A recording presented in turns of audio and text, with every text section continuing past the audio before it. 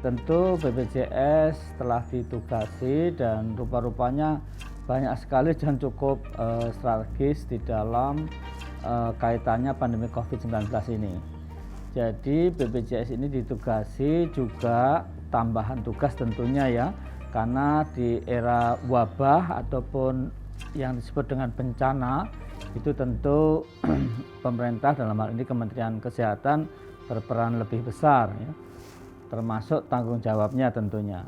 Nah, dalam hal ini BPJS Kesehatan diminta untuk membantu melakukan pendataan termasuk verifikasi dan juga penagihan dan juga pelaporan COVID-19, terutama yang sudah dirawat di rumah sakit, dan kita melakukan verifikasi terutama administratif, dan ini rupa-rupanya sejak atau sampai ya 6 April 2021 tagihannya itu sudah mencapai 39,22 triliun.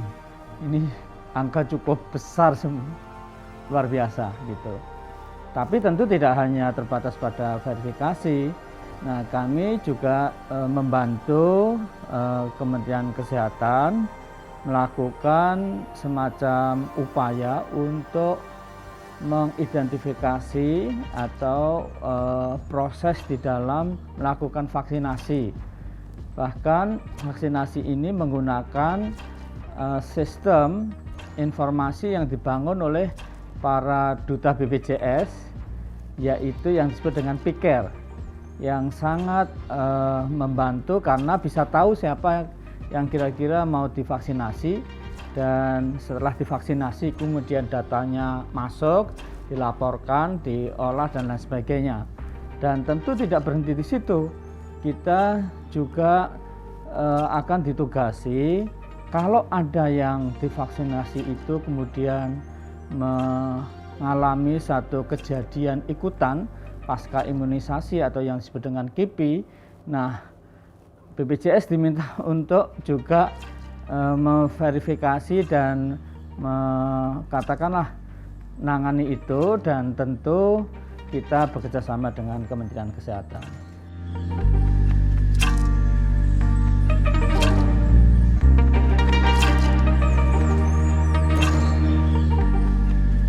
Tentu pandemi ini tidak mudah karena pada waktu BPJS telah melakukan tugasnya membantu Kementerian Kesehatan melakukan verifikasi administratif, rupa-rupanya kemudian ada semacam dispute, terutama terkait dengan medis gitu, verifikasi medis. Maka sebagai tugas membantu Kementerian Kesehatan kita laporkan, dan memang karena yang ini satu bentuk wabah dan juga semacam bencana, nah Kementerian Kesehatan yang memutuskan seperti itu.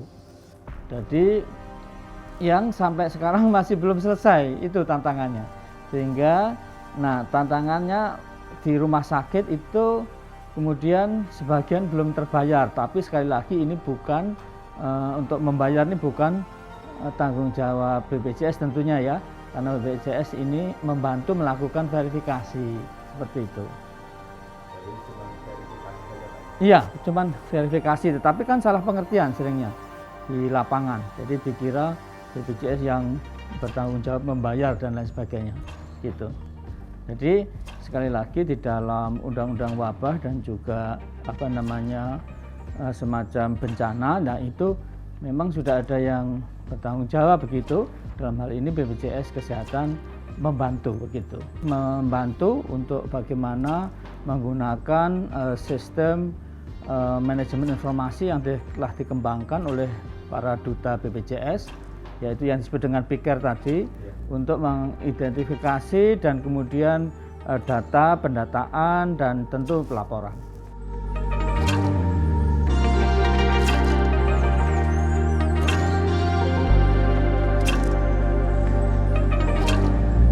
Ada pengaruhnya ya, termasuk akhirnya juga yang kesulitan ya membayar iuran dan menjadi nonaktif itu tentu bertambah begitu. Oh iya, jadi oleh karena itu berdasarkan keputusan Presiden ya, tentu kami sangat apresiasi. Presiden telah membantu, kemudian dengan relaksasi ya, katakanlah kalau utangnya mau tunggakan ya, itu sampai 2 tahun, nah itu bisa dibayarkan 6 bulan dulu, kemudian ada relaksasi dicicil semampunya begitu. Dan kami melakukan sebuah inovasi bagaimana pembayaran itu atau tunggakan itu bisa kita bantu gitu. Antara lain adalah dengan kita kembangkan inovasi pendanaan masyarakat, baik melalui crowdfunding ataupun kita dengan filantropi. Nah, sekarang ini kita coba juga dengan Basnas, dengan semacam Lazismu ataupun dengan organisasi Buddha seperti Sutsi ya, yang bisa membantu gitu. Nah, ini kami sudah menyampaikan kepada Bapak Wakil Presiden, dan Bapak Presiden sudah menyampaikan untuk komitmen kalau ada dukungan untuk launching atau apa begitu.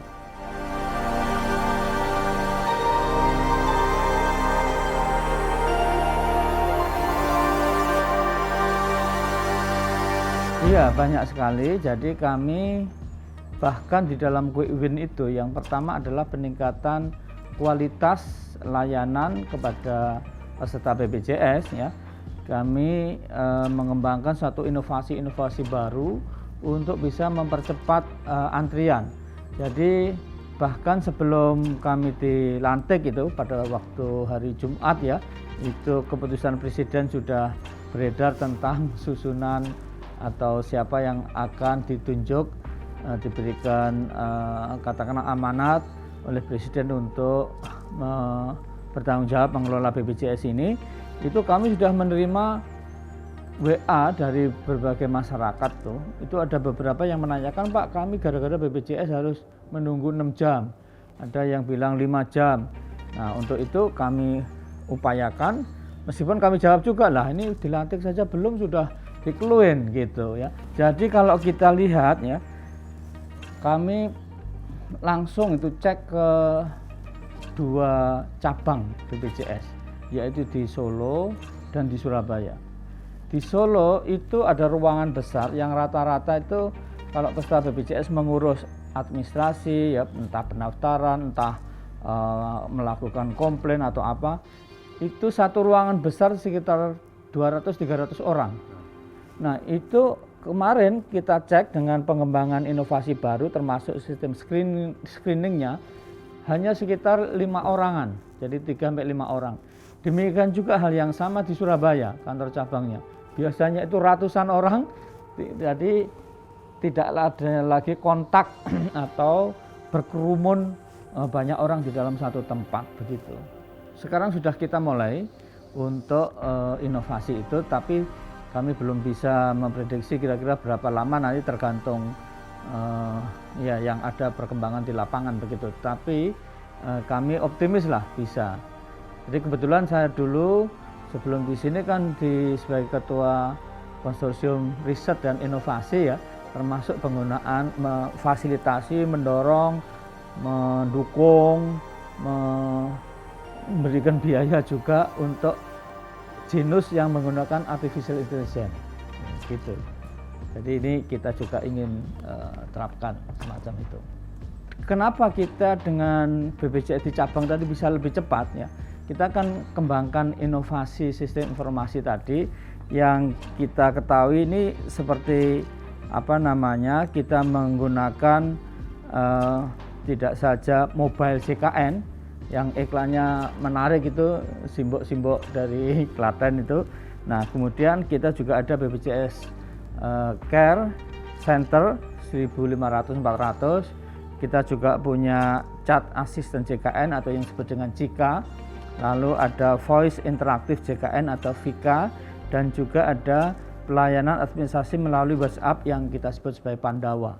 Dan tentu inovasi-inovasi lain yang terus kita kembangkan untuk mempercepat, mengefisiensikan, dan juga meningkatkan mutu layanan begitu.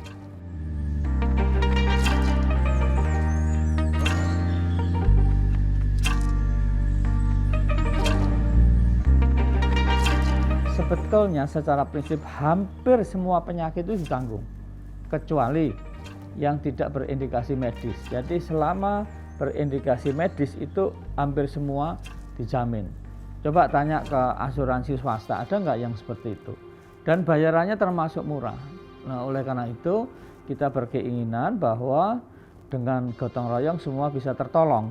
Artinya bahwa ya siapa saja harusnya memang menurut undang-undang wajib ikut di BPJS itu untuk saling membantu gitu.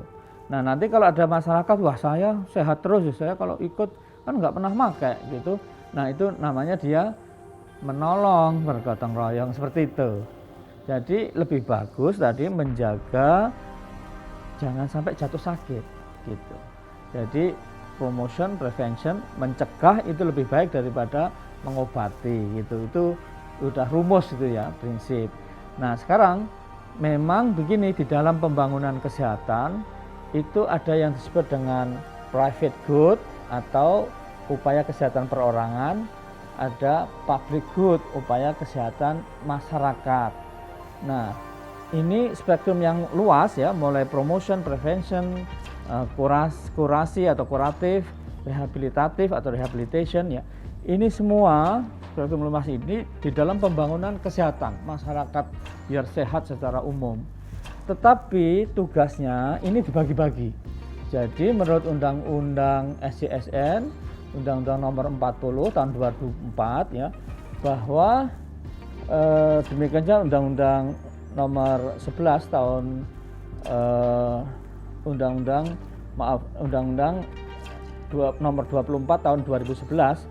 Nah, itu BPJS itu bertanggung jawab pada spektrum yang kuratif sama rehabilitatif, meskipun ada promotion, promotif, and preventif ya.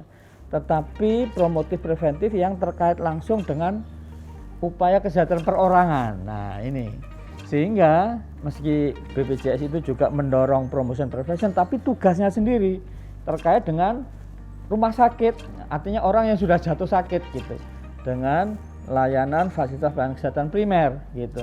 Artinya bahwa kalau BPJS itu kok dananya banyak untuk rumah sakit, banyak untuk kurasi. Nah, itu sudah sesuai dengan tugasnya gitu. Nah, gimana yang promosi prevensi tadi yang penting? Ya kita juga ada, tetapi tidak semuanya. Itu ada yang khusus bertanggung jawab pada itu. Begitu. Perlu public education agar masyarakat itu paham bahwa satu ini kesehatan itu mahal. Jangan dianggap kesehatan itu murah, kesehatan itu gratis. Itu salah konsep. Bahwa kesehatan itu mahal, maka harus kita jaga biar tidak jatuh sakit itu. Dan kita kalaupun nanti jatuh sakit sudah harus antisipasi. Ikut BPJS, ikut gotong royong, ikut jaminan kesehatan. Seperti itu. Masyarakat itu sebaiknya juga mencegah biar tidak jatuh sakit dan antisipasi. Untuk antisipasi itu gara-gara tadi ini gratis, terus kemudian pergi ke rumah sakit sebanyak-banyaknya semua maunya. Jadi hanya kalau perlu. Untuk itu sebaiknya memang ada semacam cost sharing atau semacam iur biaya ya, sehingga masyarakat itu menjaga dan tahu bahwa kalau sakit ya itu kalau bisa dihindari. Tapi kalau pun jatuh sakit ya, atau tidak sakit kemudian memanfaatkan layanan, itu kurang bagus gitu. Jadi oleh karena itu ada cost sharing, itu suatu kendali sendiri dari masyarakat. Seperti pada waktu COVID ini, masyarakat kan ikut mengendalikan, kalau enggak penting-penting amat karena takut sebetulnya tidak datang ke rumah sakit gitu. Kami yakin ya, prediksi kami ada semacam rebound phenomenon atau fenomena pemanfaatan kembali yang lebih banyak gitu. Masyarakat akan berbondong-bondong ke rumah sakit lagi gitu. Dan tentu ini kaitannya dengan cash flow di BPJS dan lain sebagainya.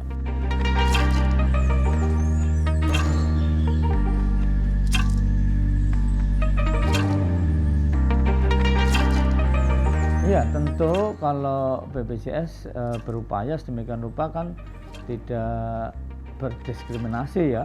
Kita layani semuanya, bisa dicoba nanti ke tadi JKN online ya, itu tidak akan dibedakan wah ini kelas berapa dan lain sebagainya. Demikian juga ke kantor-kantor cabang BPJS dan lain sebagainya.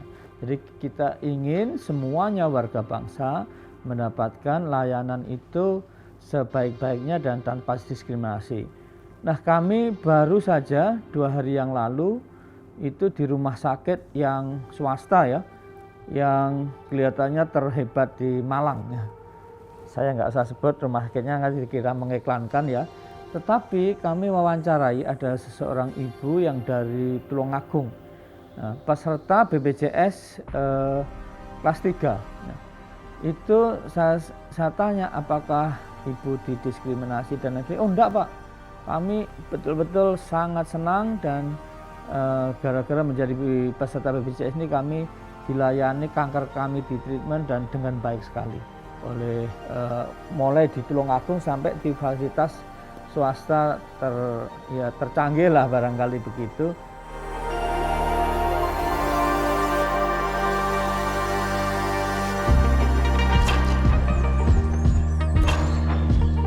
Kami ingin publik itu memahami hak dan kewajibannya. Dan kami ingin publik itu menjaga dan memahami bahwa sekali lagi kesehatan itu mahal yang harus kita jaga. Karena tanpa kesehatan ya kita tidak bisa berfungsi optimum ya, sebagai manusia yang bermartabat, dan juga pembangunan itu tidak bisa baik ya kalau masyarakatnya sakit. Maka orang bijak kan mengatakan health is not everything, but without health everything is nothing. Kesehatan bukan segala-galanya, tapi tanpa kesehatan segala-galanya tidak ada artinya gitu. Itu saya kira benar. Jadi kami mohonkan masyarakat betul-betul intinya itu mari kita jaga kesehatan bersama-sama. Jadi kalau hal-hal yang mengurangi dan risiko kesehatan ya, sebagai contoh untuk merokok umpamanya, minum-minum alkohol ya, atau berperilaku yang sangat berisiko itu hindari gitu. Pola makannya juga yang lebih bagus, kurangi lemak ya, kayak gitu ya. Meskipun enak lah kalau banyak lemaknya itu memang enak, tapi ya mari kita kendalikan ya banyak buah, sayuran kayak gitu. Nah, yang kedua, kami berkeinginan masyarakat itu ikut antisipasi, ikut BPJS gitu, antisipasi sakit ya. Karena sakit itu kadang-kadang tuh udah kita usahakan, ini masih aja datang sendiri tanpa diundang ya. Tiba-tiba kita sakit, nah itu dalam keadaan seperti itu, nah kita sudah antisipasi ikut BPJS gitu ya, dan kita memiliki rasa tolong menolong ya, gotong royong ya, itu untuk warga bangsa semuanya ya, sehingga ya kita semua bisa membangun bangsa dan negara dengan sebaik-baiknya begitu.